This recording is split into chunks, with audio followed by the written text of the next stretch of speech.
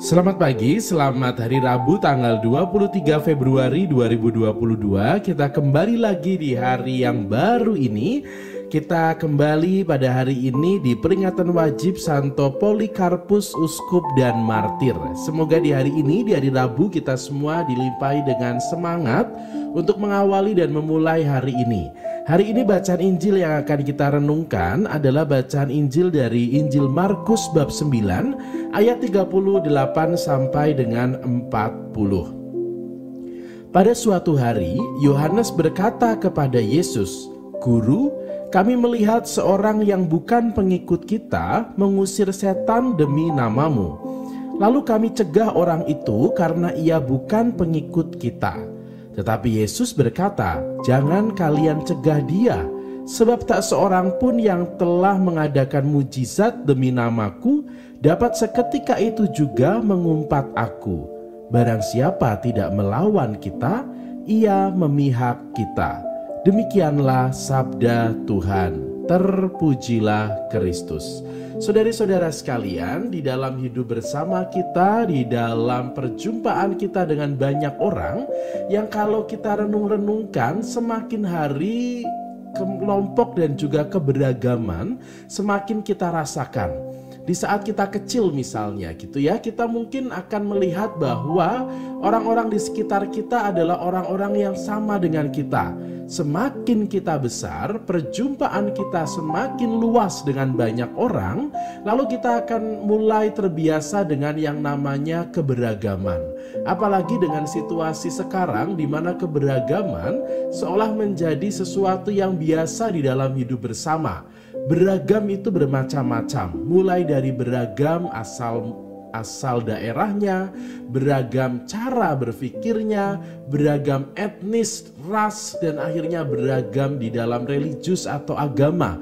Maka setiap hari kita akan selalu berhadapan dengan perbedaan, dengan keberagaman. Tetapi sadar atau tidak, justru dengan adanya keberagaman itu, kesempatan dan juga kecenderungan kita untuk mengelompokkan dan mengotak-ngotakkan orang itu semakin besar. Kita lalu mengatakan bahwa dia kelompokku, sementara yang itu bukan kelompokku. Dia adalah anggota dari gengku, sementara dia bukan anggotaku. Kalau dia adalah bagian dari kelompokku, maka semua yang akan ia lakukan itu benar di mata kita, walaupun sebetulnya itu salah.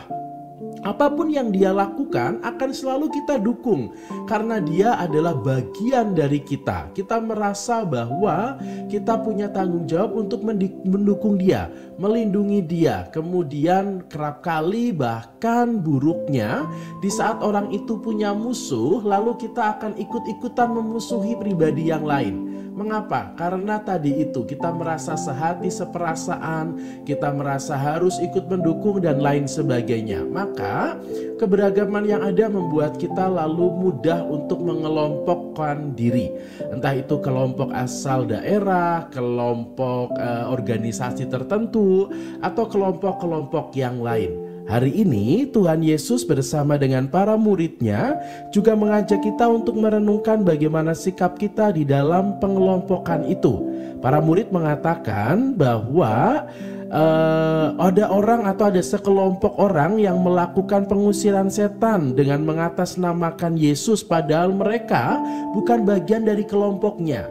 Maka kecenderungan dari para murid khususnya Yohanes adalah bahwa Yesus seharusnya mengusir atau menolak praktek yang dilakukan oleh orang tersebut.